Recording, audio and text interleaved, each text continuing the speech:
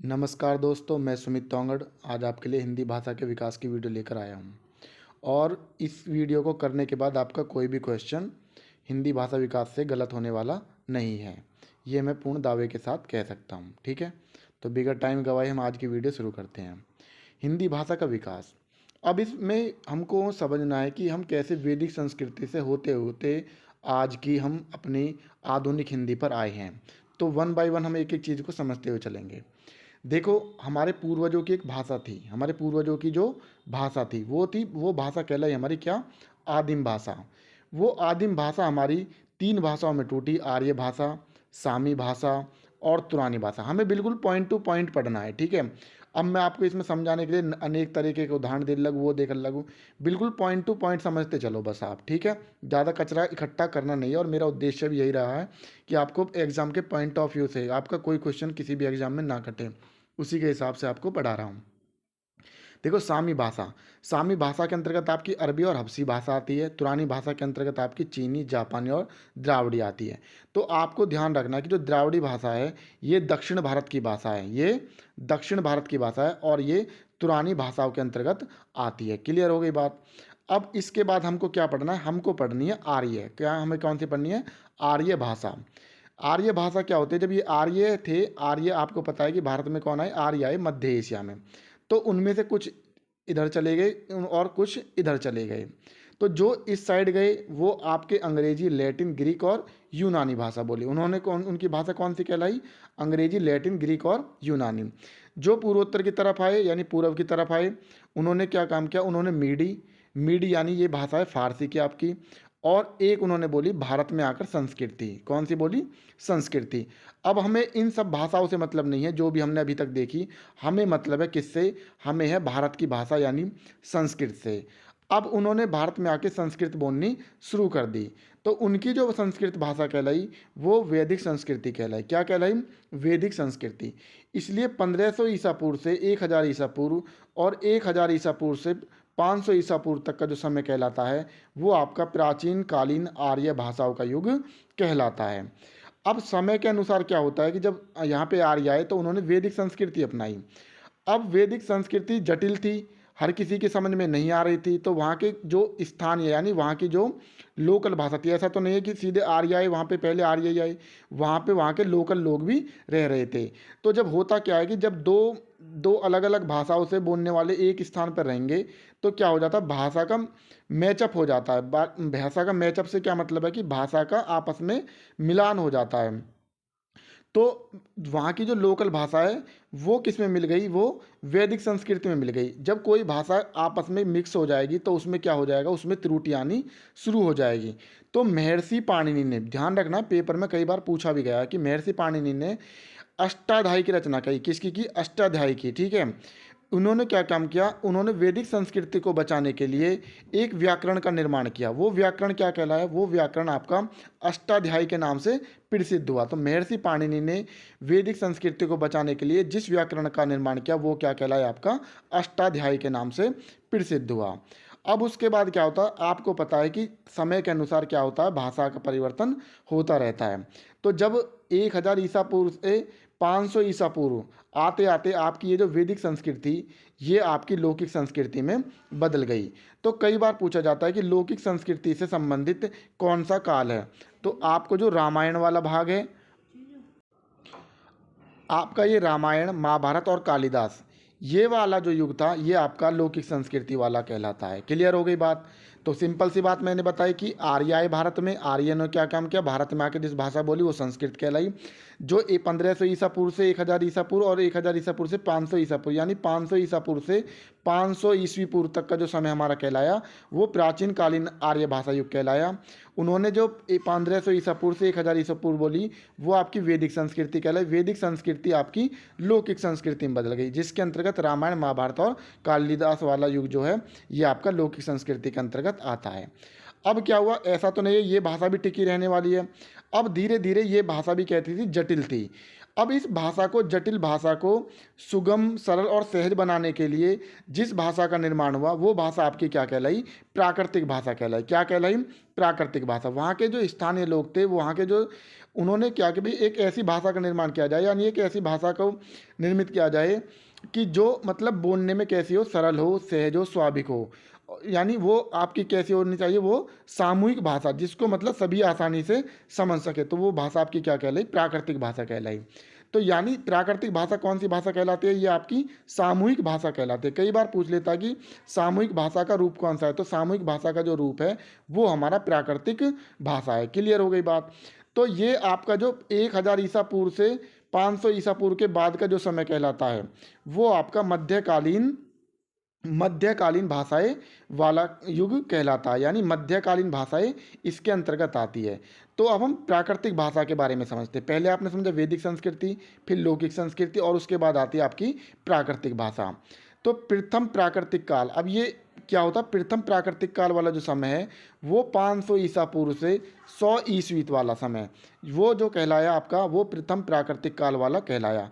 अब इस बात के प्रमाण कहाँ से मिलते हैं, अशोक के शिलालेख, पतंजलि ग्रंथ और पाली, जो पाली भाषा है वो भी आपकी प्रथम प्राकृतिक काल वाला ही युग यानी काल कहलाता है। तो प्रथम प्राकृतिक भाषा के अंतर्गत कौन कौन से क्या क्या प्रमाण मिलते हैं, अशोक के शिलालेख, पतंजलि ग्रंथ और जो पाली भाषा, ये आपकी प्रथम प्राकृतिक भाषा है। कौन सी, पाली जो भाषा है वो प्रथम प्राकृतिक भाषा है, पेपर में कई बार पूछा गया है। ठीक है, उसके बाद संपूर्ण बोध साहित्य आपका पूरा का पूरा वो पाली भाषा में है। क्लियर हो गई होगी बात। उसके बाद आता है द्वितीय प्राकृतिक काल, कौन सा, अब ऐसा नहीं है, प्राकृतिक भाषा भी आपकी कौन सी बनी प्रथम प्राकृतिक काल में, आपकी पाली भाषा। कौन सी भाषा आ रही है निकल के प्रथम प्राकृतिक काल में, पाली आ रही है। अब द्वितीय प्राकृतिक काल आते हैं, यानी 100 ईस्वी से 500 ईस्वी तक जो युग था वो आपका द्वितीय प्राकृतिक काल कहलाया। अब आपकी ये पाली जो भाषा है ये भी नष्ट होने लगी, ये भी नष्ट होने लगी, और ये जो है आपकी सोरसैनी, महाराष्ट्री, मगधी और अर्धमगधी में टूट गई। ठीक है, आ रही है बात समझ में। सोरसैनी, महाराष्ट्री, मगधी और पाली भाषा किस में टूट गई, अर्धमगधी में टूट गई।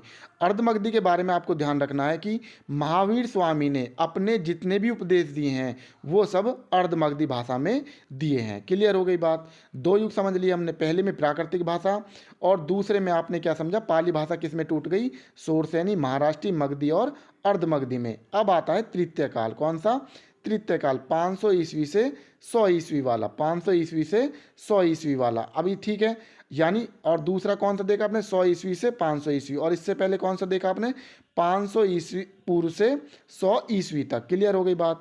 अब तृतीय काल की बात करते हैं, 500 ईस्वी से 100 ईस्वी वाला। अब इसमें भी क्या हुआ, जो आपकी सोरसैनी थी, महाराष्ट्री, मागधी और अर्धमागधी, अब ये भी क्या हो गई, धीरे धीरे ये भी नष्ट होनी शुरू हो गई, क्योंकि समय के अनुसार भाषा में परिवर्तन आना जरूरी है। ठीक है, वो आता ही आता है। अब देखो सोरसैनी जो थी ये आपकी सोरसैनी अपभ्रंश में टूट गई, महाराष्ट्री अपभ्रंश में टूट गई, मागधी अपभ्रंश में, अर्धमागधी अपभ्रंश में। अब इस अपभ्रंश का क्या मतलब है, इस अपभ्रंश का मतलब है कि भाषा का बिगड़ा हुआ रूप, भाषा का बिगड़ा हुआ रूप क्या कहलाता है, आपका अपभ्रंश कहलाता है। यानी तृतीय काल को हम अपभ्रंश काल के नाम से भी जानते हैं, तृतीय काल को हम अपभ्रंश काल के नाम से भी जानते हैं। भाषा का बिगड़ा हुआ रूप क्या कहलाता है, अपभ्रंश काल कहलाता है। तो अपभ्रंश का सर्वप्रथम प्रयोग किसने किया, पतंजलि ने किया। अपभ्रंश का सर्वप्रथम, ये जो शब्द है अपभ्रंश, इस शब्द का सर्वप्रथम जो प्रयोग किया था वो पतंजलि ने किया था। क्लियर हो गई होगी बात। अब समझते हैं हम अपभ्रंश के बारे में। तो मोस्ट इंपॉर्टेंट, कई बार पेपर में पूछी गई है कि आज की जो हमारी आधुनिक भारतीय भाषाएं हैं ये किसका रूप है, ये आज के जो हमारी आधुनिक भारतीय भाषाएं हैं ये अपभ्रंश का रूप है। किसका है, ये अपभ्रंश का रूप है। क्लियर हुई बात। यानी अपभ्रंश और जो आज की आधुनिक आर्य भाषाएं हैं इन शब्द इनका जो रूप परिवर्तन चेंज हुआ, इनके जो बीच का जो टाइम पीरियड है वो क्या कहलाता है, वो हमारा अवहट कहलाता है। क्या कहलाता है, अवहट।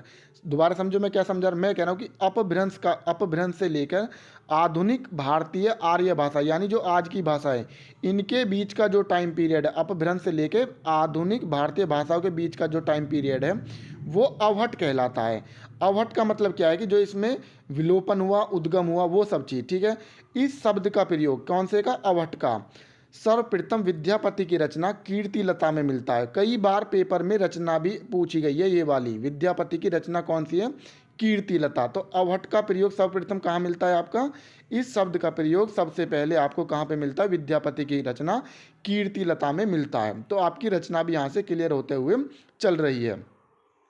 वही बात जो मैंने अभी समझाया था आपको, अपभ्रंश का ही परिवर्तनीय रूप, अपभ्रंश का ही परिवर्तनीय रूप क्या कहलाता है आपका? अवहट कहलाता है। यानी अवहट को संक्रमणकालीन या संक्रांतिकालीन भी कहते हैं। ये बिल्कुल वही पॉइंट मैंने रखे हैं जो पेपर में अभी तक पूछे गए हैं। अब कोई समझाने के लिए आपको इजी तो बना सकता है, ऐसी भी ऐसी बात बता सकता है, लेकिन अगर वो चीज़ पेपर में ना आए तो वो उसका कोई फ़ायदा नहीं है। इसलिए वो चीज़ बता रहा हूँ मैं आपको जो बिल्कुल पेपर में आज तक हिंदी भाषा के विकास से संबंधित बनी है।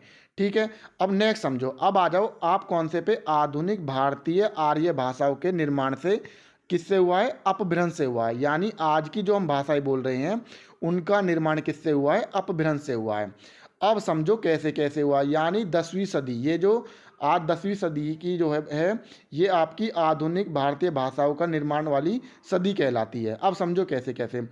अब जो आपका शोरसेनी अपभ्रंश है इससे आपकी पश्चिमी हिंदी, गुजराती और राजस्थानी कौन सी भाषाएं निकल के आती हैं? अब आपकी शोरसेनी अपभ्रंश से पश्चिमी हिंदी, गुजराती और राजस्थानी। अर्धमागधी अपभ्रंश से पूर्वी हिंदी, पूर्वी हिंदी के अंदर आपको ध्यान रखना है अवधी, बघेली और छत्तीसगढ़ी। अर्ध पूर्वी हिंदी के अंतर्गत कौन सी आती है? अवधी, बघेली और छत्तीसगढ़ी। उसके बाद आती है पेशाच अपभ्रंश। पेशाच अपभ्रंश से आपको ध्यान रखना लहंदा। लहंदा कहाँ बोली जाती है? पाकिस्तान में। और पंजाबी कौन सी? पंजाबी। उसके बाद ब्रांचड़, ब्रांचड़ अपभ्रंश से आपकी आती है सिंधी। कौन सी आती है? सिंधी। उसके बाद आता है आपका खस अपभ्रंश। खस अपभ्रंश यानी ये बोली जाती है कहाँ पे? पहाड़ी भाषा। इसके अंतर्गत आती है पहाड़ी भाषा। यानी जब आप पहाड़ों पे पहुंच जाओगे तो आपके खांसी सी उठने लगेगी, तो उससे याद कर लोगे आप कौन सी? पहाड़ी भाषा। कौन से किसके अंतर्गत आती है ये? खस अपभ्रंश के अंतर्गत। उसके बाद आता है आपका मागधी। कौन सा? मागधी अपभ्रंश। इसके अंतर्गत आती है बिहारी, असमिया, बंगाली और उड़िया। महाराष्ट्री अपभ्रंश से आती है निकलकर मराठी। क्लियर हो गई होगी बात। तो कुल मिला के अगर हम देखें तो आपको क्या बताया मैंने अभी तक? मैंने बताया वैदिक संस्कृति आई, वैदिक संस्कृति के बाद कौन सी आई? जिससे आपके लौकिक संस्कृति आई, लौकिक संस्कृति के बाद आपकी प्राकृतिक भाषा आई, प्राकृतिक भाषा आने के बाद आपकी वो 3 तरीके से टूटी, जिसमें पहली पाली भाषा आई। पाली भाषा के टूटने के बाद आपकी शोरसेनी वाला रूप आया। शोरसेनी टूटने के बाद शोरसेनी अपभ्रंश वाला आया। यानी और उसके अंतर्गत फिर आपने क्या देखा? उनसे निकलकर हमारी ये जितनी भी भाषाएं हैं जो मैंने अभी तक बताई हैं, ये आपकी आधुनिक भारतीय आर्य भाषाएं निकलकर आई हैं। क्लियर हो गई यहाँ तक की बात। अब नेक्स्ट समझते हैं आज तक के जो भी क्वेश्चन अभी तक इनसे बने हैं। देखो, अब ये क्वेश्चन पूछा गया कि संस्कृत हमारी कैसी भाषा है? तो संस्कृत हमारी संश्लिष्ट भाषा है। अब ये संश्लिष्ट और विशिष्ट मैंने आपको संज्ञा और सर्वनाम पढ़ाते हुए भी बताए थे। संश्लिष्ट का मतलब होता है चिपका हुआ। यानी जब आप लिखोगे मनुष्य तो इसमें कोई भी चीज़ अलग हटके नहीं आ रही, लेकिन इसका जब अर्थ होता है, मैं अर्थ निकाल तो वो होता है मनुष्य का। तो जब आप इसमें लिखोगे, इसमें मनुष्य अलग लिखोगे, का अलग लिखोगे। यानी विशिष्ट का मतलब होता है अलग होकर। तो हिंदी कैसी है हमारी? हिंदी हमारी विशिष्ट होती है और संस्कृत हमारी संश्लिष्ट होती है। उम्मीद करता हूँ कि ये चीज़ भी आपको अच्छे से समझ में आ गई होगी। नेक्स्ट समझो, प्राकृतिक साहित्य का सबसे पुराना व्याकरण को लिखने वाले कौन थे? वररुचि थे। कौन थे? वररुचि। यानी कई बार पूछा जाता है कि प्राकृतिक साहित्य का सबसे पुराना व्याकरण लिखने वाले कौन है? वो आपके वररुचि हैं। प्राकृतिक का अंतिम व्याकरण लिखने वाले कौन है? हेमचंद्र है। प्राकृतिक का अंतिम व्याकरण किसने लिखा है? वो आपका हेमचंद्र ने लिखा है। क्लियर हो गई बात। नेक्स्ट समझो। अब देखो आपको यहाँ से क्या है? अपभ्रंश के तुरंत बाद ही, अपभ्रंश के तुरंत बाद ही जो हिंदी का रूप था उसको पुरानी हिंदी, उत्तर अपभ्रंश या आदिकालीन हिंदी के नाम से जाना जाता है। पेपर में पूछा जाता है कि अपभ्रंश के तुरंत बाद की हिंदी को किस नाम से जाना जाता है? तो किस नाम से? पुरानी हिंदी, उत्तर अपभ्रंश या आदिकालीन हिंदी के नाम से जाना जाता है। उसके बाद चंद्र शर्मा गुलेरी, जिनकी रचना है नागरी प्रचारणी सभा, नागरी प्रचारणी सभा यानी ये इनकी पत्रिका है। इस पत्रिका में पुरानी हिंदी नाम से लेख लिखा था इन्होंने। चंद्र शर्मा गुलेरी ने नागरी प्रचारणी पत्रिका में पुरानी हिंदी के नाम से लेख लिखा था और बताया पुरानी हिंदी का संबंध किससे है? उत्तर अपभ्रंश से है। ये लाइन आपको बिल्कुल याद कर लेनी है, ठीक है। जो चीज़ मैं बता रहा हूँ बिल्कुल पेपर की एक एक लाइन आपको जो बिल्कुल डिक्टो वहाँ पे रखी हुई मिलेगी, ठीक है। उसके बाद देखो, अगर हम अब पुरानी हिंदी और अपभ्रंश में समझे, इनमें थोड़ा अंतर करें, तो जो एक आपका अपभ्रंश और एक आपकी पुरानी हिंदी। अपभ्रंश में कितने स्वर होते हैं? 8 स्वर होते हैं। ये आपकी संयोगात्मक है, यानी ये आपकी संश्लिष्ट है। इसमें 3 लिंग होते हैं, स्त्रीलिंग, पुल्लिंग और नपुंसक लिंग। यानी निर्जीव वस्तु किसके अंतर्गत आती है अपभ्रंश में? ये आपकी नपुंसक लिंग में आती है। उसके बाद न रे ले से का जो उच्चारण है ये दंत्य होता है। न रे ले से का उच्चारण इसमें किस में होता है? अपभ्रंश में दंत्य होता है। लेकिन पुरानी हिंदी में क्या होता है? ए और ओर आ जाते हैं, ठीक है ना। उसके बाद ये कैसी है? वियोगात्मक है। इसमें 2 लिंग होते हैं, स्त्रीलिंग और पुल्लिंग। न रे ले से का पुरानी हिंदी में उच्चारण वर्तस्य होता है। कैसा होता है? वर्तस्य होता है, ठीक है। ये भी पेपर में पूछे गए हैं। मैंने सभी को एक जगह संयोगात्मक तरीके से यानी अच्छे तरीके से लाकर आपके सामने रख दिया है ताकि आपको कोई भी डाउट ना हो।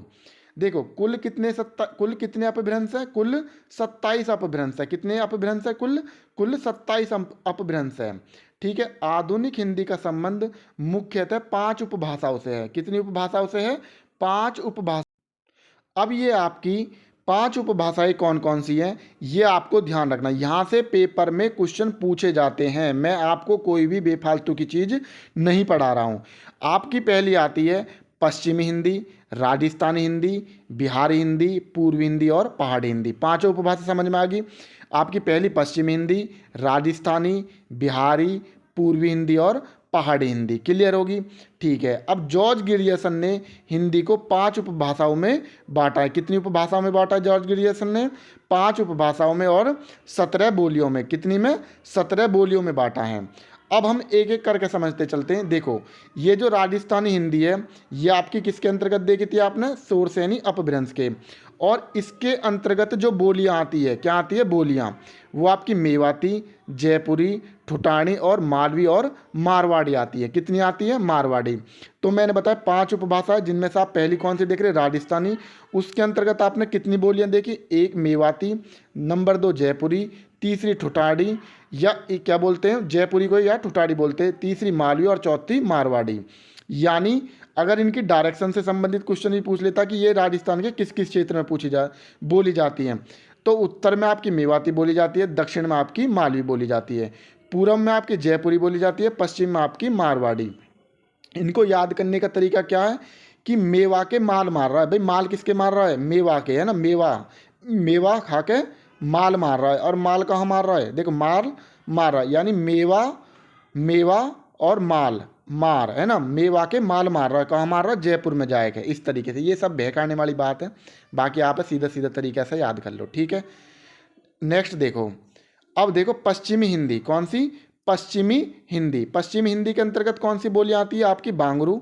कौन सी? बांगरू, बुंदेली, कन्नौजी, खड़ी बोली। ठीक है, कौन कौन सी? बांगरू, बुंदेली, कन्नौजी और खड़ी बोली। पश्चिम हिंदी के एक बार फिर से देख लो, बांगरू, बुंदेली, कन्नौजी और खड़ी बोली।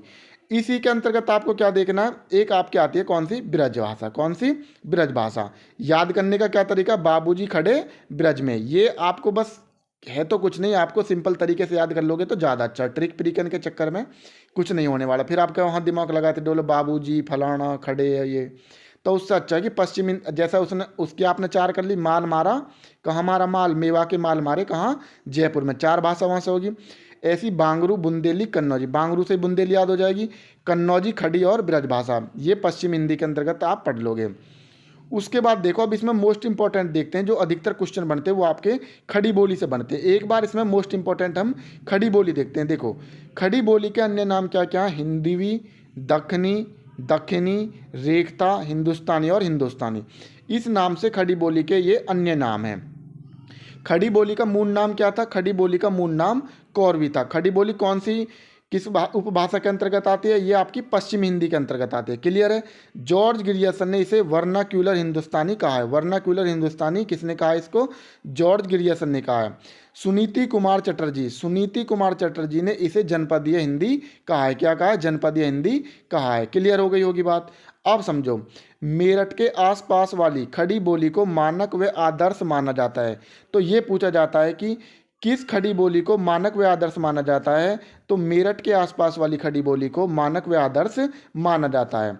खड़ी बोली को मानक हिंदी का दर्जा भी प्राप्त हुआ है। भारतीय संविधान के अनुसार इसे राजभाषा का दर्जा भी प्राप्त हुआ है। खड़ी बोली के प्रथम कवि कौन है? हरि सिंह उपाध्याय हरिऔंध। खड़ी बोली के प्रथम महाकाव्य कौन सा है? प्रिय प्रवास। ये भी इन्हीं का है, हरिऔंध जी का। हिंदी के प्रथम कवि कौन है? सरहपा। कौन है हिंदी के प्रथम कवि? सरहपा। उसके बाद हिंदी के प्रथम महाकाव्य कौन सा है? पृथ्वीराज चौहान, चंद्रबरदाई द्वारा लिखा गया, ठीक है। उसके बाद साहित्यिक गद्य के रूप में खड़ी बोली का सर्वप्रथम प्रयोग किसने किया? पंडित लल्लूलाल ने किया। किसने किया? पंडित लल्लूलाल ने, ठीक है। इसके अंतर्गत हम इसी की भाषा समझते हैं। कौन सी उपबोली? इसकी जो बोली है वो है ब्रज भाषा। अब ब्रज भाषा जो बोली जाती है आपकी आगरा मथुरा वाले क्षेत्र में बोली जाती है, यानी ये कृष्ण भक्ति की भाषा है। किसकी भाषा है ब्रज भाषा? कृष्ण भक्ति की भाषा है। अब इसमें सूरदास पुष्टि मार्ग के कवि ने श्री कृष्ण की लीलाओं का वर्णन किया, यानी सूरदास जी जो हैं, जो पुष्टि मार्ग के कवि हैं, उन्होंने श्री कृष्ण की लीलाओं का यानी बाल लीलाओं का वर्णन किया है। अब ये कैसी है? ये भक्ति काल वाला जो समय आता है वो भी इसी में आता है, रीति काल वाला समय भी जो है वो भी आपका इसी में आता है। यानी पुरानी बांग्ला को ब्रज बुली कहते हैं। कभी आप समझो ब्रज बुली किसे कहते हैं, कभी आप ब्रज भाषा लिख दो, यानी पुरानी जो बांग्ला है उसको ब्रज बुली कहते हैं, ठीक है। ये मोस्ट इंपॉर्टेंट है, जिनमें कन्फ्यूजन रहता है। मैंने एक एक चीज़ इसलिए लिख दी है आपके लिए, ठीक है। नेक्स्ट समझो, तुलसीदास की कवितावली विनय पत्रिका ब्रज भाषा में है, ठीक है। तुलसीदास की कवितावली विनय पत्रिका ब्रज भाषा, ये रचना भी आपको साथ के साथ याद करते हुए चलो। जब पेपर हो जाएगा तो तब मैं अपनी सारी वीडियो से आप एक एक क्वेश्चन पेपर में रखा हुआ दिखाऊंगा, इस बात की मेरी गारंटी है। और फिर आप उनकी वीडियो ने लिए ही है। देखो मैं किसी की कंपैरिजन बुराई नहीं कर रहा, मुझे कोई मतलब नहीं है, लेकिन मैं आपको बस वो चीज़ बता रहा हूँ कि जो आजकल ब्रेन वॉश करा जा रहा है कि ये कर दो, आग लगा दो, फलाना कर दो, ये ढिकड़ा कर दो, है ना, कि बालकन का जो ब्रेन वॉश करा जा रहा है कि नई नई चीज़ बताए, कि ऐसी ऐसी चीज़ बता दी, वो पेपर जब तक चल रही है बढ़िया मज़ा आ रहा है पढ़ने में, लेकिन जब पेपर आया तो वो सब चीज़ें गायब होगी। इसलिए मैं बिल्कुल पॉइंट टू पॉइंट जो पेपर की भाषा है, क्योंकि मैंने खुद ने किया है, इस वजह से मैं आपको बिल्कुल वही चीज़ बता रहा हूँ जो पेपर में आए हुए हैं। देखो ब्रज भाषा के मुख्य कवि, ब्रज भाषा के मुख्य कवि कौन कौन थे? सूरदास, नंददास, केशवदास, कृष्णदास, भारतेंदु हरिश्चंद्र, बिहारी भूषण, रसखान, जगन्नाथ दास और ठाकुर, ये आपके ब्रज भाषा के कवि हैं। रीतिकाल के कवि देव की शुद्ध ब्रज भाषा थी। तो ये पूछा जाता है कि रीतिकाल के किस कवि की शुद्ध ब्रज भाषा मानी जाती है, तो वो आपके कवि देव की मानी जाती है। क्लियर होगी बात। अब आओ अर्धमागधी पे, कौन सी? तीसरी पढ़ रहे हैं हम, अर्धमागधी। क्लियर होगी, ठीक है। अब अर्धमागधी के अंतर्गत मैंने बताया था आपकी कौन से आते हैं? पूर्व हिंदी। पूर्व हिंदी के अंतर्गत आप क्या पढ़ते हैं? अवधी, बघेली और छत्तीसगढ़ी। अवधी, बघेली और छत्तीसगढ़ी। अब अवधी के कौन से? तुलसीदास जी। तुलसीदास जी की रामचरितमानस किस में है? आपकी अवधी भाषा में। मलिक मोहम्मद जासी की पद्मावती किस में है? आपकी, और ये भी आपकी किस में? अवधी भाषा में। पूछी गई है पेपर में कि तुलसी मलिक मोहम्मद जायसी की पद्मावत कौन सी भाषा, कौन सी बोली है, ठीक है। तो कौन सी है ये? आपकी अवधी में। किस में है ये? अवधी में। मुल्ला दाऊद की चदायन किस में है? ये अवधी में। रसखान की चित्रावली किस में लिखी गई है? अवधी में। क्लियर हो गई बात, ठीक है। अब देखो जगनिक का आलाखंड, ये भी क्या है? ये अवधी की प्रथम रचना है। अवधी की प्रथम रचना क्या है? जगनिक का आलाखंड। फिजी देश में अवधी बोलने वाले जनसंख्या ज़्यादा, यानी एक देश है फिजी, उसमें अवधी बोलने वालों की जनसंख्या सबसे ज़्यादा है। क्लियर होगी। तो ये पूछा जाता है कि कौन सी जो भाषा है, कौन सी वो भाषा है जो फिजी देश में बोली जाती है, तो कौन सी है वो आपकी अवधी है। क्लियर होगी बात। नेक्स्ट चलो आगे की तरफ। बिहारी हिंदी। अब आते हैं किस पे? बिहारी हिंदी की। बिहारी हिंदी के अंतर्गत कौन कौन सी बोली आती है आपकी? मगही, मगही, मैथिली और भोजपुरी। मगही, मैथिली और भोजपुरी, ये 17 की 17 मैंने बोली, आप एक एक करके पढ़ा रहा हूँ पांचों उपभाषाओं के अंतर्गत। क्लियर होगी। अब भोजपुरी के बारे में समझो। भोजपुरी मोस्ट इंपॉर्टेंट है। भोजपुरी का जो केंद्रीय स्थल है वो आपका भोजपुर है।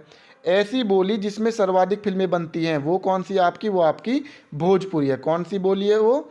भोजपुरी है। यानी ऐसी बोली जिसमें सर्वाधिक फिल्में बनती है भोजपुरी। ऐसी बोलियों में सर्वाधिक बोले जाने वाली बोली कौन सी है? यानी सभी बोलियों में सर्वाधिक बोले जाने वाली बोली आपकी भोजपुरी है। लगभग 3.5 करोड़ लोगों द्वारा भोजपुरी बोली जाती है। भिखारी दास को भोजपुरी का शेक्सपियर या भारतेंदु कहते हैं, ठीक है। किसको भोजपुरी का शेक्सपियर कहा जाता है? तो भिखारी दास को भोजपुरी का शेक्सपियर भारतेंदु कहते हैं। अब आओ मैथिली के बारे में। ये मिथिला क्षेत्र की भाषा है। किसकी है ये? मिथिला क्षेत्र की भाषा। अब 2003 में 92वें संविधान संशोधन में बोडो, संथाली, डोगरी और मैथिली को 8वीं अनुसूची में शामिल किया गया। ध्यान रखना है, बोडो, संथाली, डोगरी और मैथिली को 8वीं अनुसूची में शामिल किया गया। ठीक है। मैथिली में सर्वाधिक योगदान किसका रहा? विद्यापति। किसकी? विद्यापति। और इनकी रचना है पदावली, जो कि मैथिली भाषा में है। इनको मैथिल कोकिल के नाम से भी जाना जाता है। किसको? विद्यापति को। तो विद्यापति की रचना पदावली मैथिली भाषा में लिखी गई है। उसके बाद मैथिल कोकिल के नाम से किसे जाना जाता है? मैथिल कोकिल के नाम से विद्यापति को जाना जाता है। क्लियर होगी बात? अब नेक्स्ट समझो आगे। उसके बाद आती है आपकी पहाड़ी हिंदी, 5वीं एंड लास्ट। ठीक है। पहाड़ी हिंदी, इसके अंतर्गत कुल्लई, गढ़वाली और कुमाऊनी। तो यहाँ पे आपकी पूरी की पूरी 17 की 17 बोलियाँ कंप्लीट होती हैं। क्लियर होगी बात? पहाड़ी हिंदी के अंतर्गत कौन से? कुल्ली, गढ़वाली और कुमाऊनी। ये 17 बोली आपको याद रख लेनी है, 5 उपभाषा ध्यान में रखनी है। ठीक है। अब जो मोस्ट इंपॉर्टेंट पॉइंट जो पेपर में पूछे गए हैं भैया, ठीक है, अब समझो कौन कौन से। भाषा का स्थायी रूप क्या होता है? भाषा का स्थायी रूप लिपि है। यानी हिंदी भाषा किस में लिखी गई है? देवनागरी लिपि में लिखी गई है। अनुच्छेद 343 का फर्स्ट है ना, वो किस में आता है? हिंदी भारत की राजभाषा है। क्या बताता है हमें? अनुच्छेद 343 का फर्स्ट हिंदी भारत की राजभाषा है, इसके बारे में बताता है। ठीक है। उसके बाद 14 सितंबर 1949 को हिंदी को राजभाषा के रूप में मान्यता प्राप्त हुई। तो हिंदी को राजभाषा के रूप में मान्यता कब प्राप्त हुई? 14 सितंबर 1949 को। इसलिए 14 सितंबर को हिंदी दिवस के रूप में मनाया जाता है। क्लियर होगी बात? उसके बाद 10 जनवरी 1975 को पहला हिंदी सम्मेलन नागपुर में हुआ। तो ये भी पूछा जाता है कि हिंदी का पहला सम्मेलन कहाँ हुआ? हिंदी का पहला सम्मेलन 10 जनवरी 1975 को कहाँ पे हुआ? नागपुर में हुआ।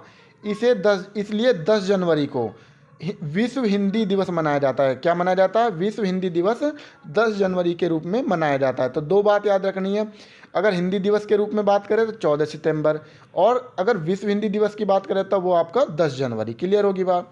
हिंदी शब्द किसने दिया? ये हिंदी शब्द ये ईरानियों ने दिया। किसने दिया हिंदी शब्द? ईरानियों ने। हिंदी भारोपीय परिवार की भाषा है। हिंदी कैसी भाषा है? भारोपीय परिवार की भाषा है। विश्व में कुल 14 भाषा परिवार हैं। कितने हैं? 14 भाषा परिवार हैं। भारत में 4 भाषा परिवार है। कितने? 4 भाषा परिवार।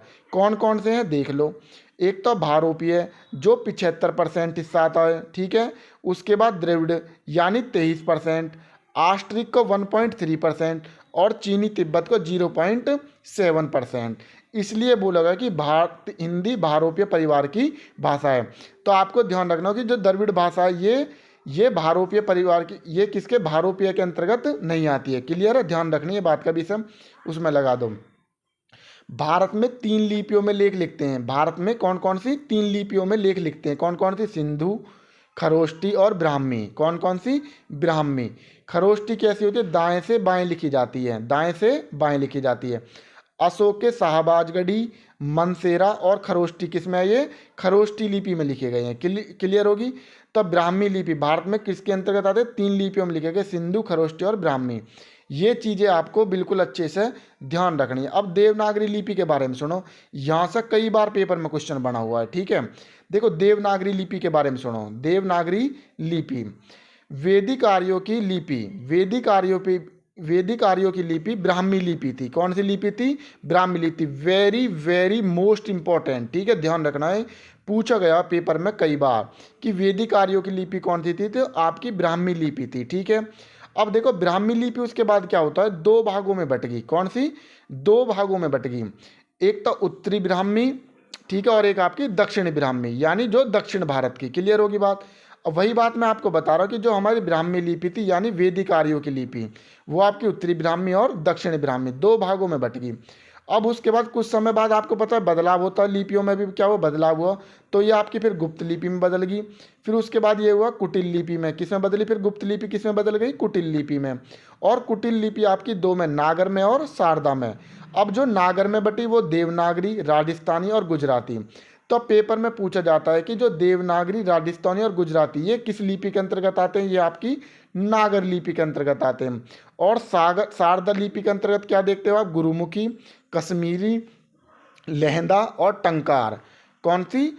लहंदा और टंकार। ये लहंदा मैंने आपको किसने बताया था? ब्रांच आर्ट है ना, वहाँ पे ध्यान रखना है ये सब चीज़ें। अब देखो क्लियर होगी बात। तो ये भी क्वेश्चन पूछा जाता है देवनागरी, राजस्थानी और गुजराती, ठीक है, किसके अंतर्गत आती है? आपकी नागर के अंतर्गत आती है।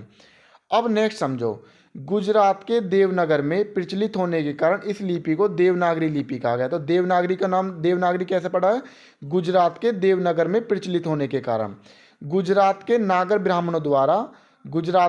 ब्राह्मणों द्वारा लिपि में प्रयोग में लाई जाती है। ये किसके द्वारा प्रयोग में लाई जाती थी? गुजरात के नागर ब्राह्मणों द्वारा प्रयोग में लाई जाती थी, इसलिए इसका नाम क्या पड़ा? देवनागरी लिपि पड़ा। ऐसे विद्वानों के मत रहे हैं, ठीक है। देवनागरी लिपि के सबसे पुराने साक्ष्य कहाँ मिलते हैं? गुजरात में मिलते हैं। क्लियर। अब इसकी विशेषता क्या है देवनागरी लिपि की? ये बाएं से दाएं लिखी जाती है, ये बाएं से दाएं लिखी जाती है। देवनागरी लिपि अक्षरात्मक शैली है, यानी जैसे मैं कहूँ कमल। जबकि अंग्रेजी कैसी है? वर्णात्मक शैली। जैसे आप इसमें लिखोगे KAMAL, लेकिन अब जब आप इसे अक्षरात्मक जब इसे तोड़ोगे तो इस तरीके से देखोगे। क्लियर है बात? ये इसे बोलते हैं अक्षरात्मक और ये होती है आपकी वर्णात्मक। क्लियर है। देवनागरी लिपि में एक ही ध्वनि के लिए एक ही वर्ण है। देवनागरी लिपि में मतलब क के लिए क ही है, ना कि इसके लिए दूसरा लगा सकते हो तुम, ठीक है। जो ध्वनि का नाम है वही चिन्ह का नाम भी है। जैसे कि अगर मैं कहूँ च, तो आप यही क्या, अब ये चिन्ह क्या होगा? च, तो आप इसे भी च बोल रहे हो और जब मैं ध्वनि बोल रहा हूँ तो तब भी आप च ही सुनाई दे रहा हो। क्लियर होगी। जैसे मैं ए बोल रहा हूँ तो ए ही लिखने में आ रहा, और आ बोल रहा हूँ तो आ भी लिखने में भी आई आ रहा है, उसकी भी आई आ रहा है, और जब मैं बोल रहा हूँ तब भी आई आ रहा है, ठीक है। लेकिन जब मैं अंग्रेजी में मैं बी बोलूँगा तो देखो बोलने में तो बी आ रहा है, लेकिन वैसे जब इसे बोलूँगा तो क्या आएगा? चिन्ह क्या लिखेगा इसका? बे। तो इस तरीके से, ठीक है। ये छोटी सी बात ध्यान रखनी है। इसमें कोई भी साइलेंट वर्ण नहीं है। किसमें? इसमें देवनागरी लिपि में कोई भी साइलेंट वर्ण नहीं है। तो यहाँ से अब ये आपको मोस्ट इंपॉर्टेंट मैंने बताई। हालांकि थोड़ा सा कंटेंट में क्या हो सकता है, आपको उस तरीके से नहीं मिल पा रहा होगा जैसा आजकल प्रोफेशनल चल रहा है, लेकिन आपको बहुत कम समय में ये मोस्ट इंपॉर्टेंट चीज़ मैंने आपको थोड़े से टाइम में बता दी है। देखो देवनागरी लिपि के क्या दोष हैं? जैसे करम, अब इसमें रह आ रहा, भ्रम इसमें रह आ रहा, और ट्रक इसमें रह रहे हैं, यानी रे का दोष आ रहा है। ये सब चीज़ें हैं, ये आपके लिए कोई इतनी ज़्यादा मोस्ट इंपॉर्टेंट नहीं है, लेकिन फिर भी मैंने रख दिया है, ठीक है। इसमें 403 टाइप है, इसलिए इसको छपने में बहुत समय लगता है। ये सब इसकी त्रुटियाँ हैं। सिरोरेखा को लिखने में बहुत टाइम लगता है। सिरोरेखा बोलते हैं जो ऊपर इस तरीके से लगाते हैं, ठीक है। ये इसके दोष हैं, कोई ज़्यादा मोस्ट इंपॉर्टेंट नहीं है, लेकिन फिर भी मैंने आपको बता दिए हैं। क्लियर। इतने में ही आपसे पेपर में पूछा जाएगा। क्लियर है। अब आपको ध्यान रखना है कि जितनी भी मैंने चीज़ बताई हैं इनको एक बार अगर आप अच्छे से सुन लोगे और एक बार जो मैं पढ़ाता हुआ जा रहा हूँ इनको अच्छे से पढ़ लोगे, तो मैं उम्मीद करता हूँ कि कुछ भी आपका इससे बाहर जाने वाला नहीं है। और नहीं, आप इसके बाद, इसको पढ़ने के बाद आप एक काम किया करो, जब भी मैं आपको कोई चीज़ पढ़ाता हूँ उसके बाद तुरंत अपनी किताब निकाल ले करो और क्वेश्चन देखे करो आप कितने कर पा रहे हो। अगर आप 100% क्वेश्चन कर पा रहे हो, ठीक है, तो समझो आपको फ़ायदा हो रहा है, नहीं तो फिर आप वीडियो देखनी मेरी बंद कर दो, ठीक है। देखो मैं इसलिए आपको किसी भी तरीके से भ्रम में नहीं रख रहा। पेपर में बिल्कुल अगर आप इन्हें देख जाओगे, इन्हें भी पढ़ लोगे ना, तो भी आपको कोई क्वेश्चन बाहर जाने वाला नहीं है। आप प्रैक्टिस सेट भी करोगे तो तब भी देखोगे कि कोई क्वेश्चन बाहर नहीं जा रहा। अब आप कहीं पे भी देख लो, ये 2.5-3 घंटे ले रखे हैं इसी चीज़ को ख़त्म करवाने में। मेरी कोशिश यही है कि मैं कम समय में आपको बहुत कुछ करा सकूं। उम्मीद करता हूं कि आपको पेपर में जब आप बैठो तो एक बार आप ज़रूर, आपको वो सीन कि हाँ भाई पढ़ा हुआ सब कुछ पेपर में मिल रहा है, ठीक है। बहुत बहुत धन्यवाद। जय हिंद, जय भारत।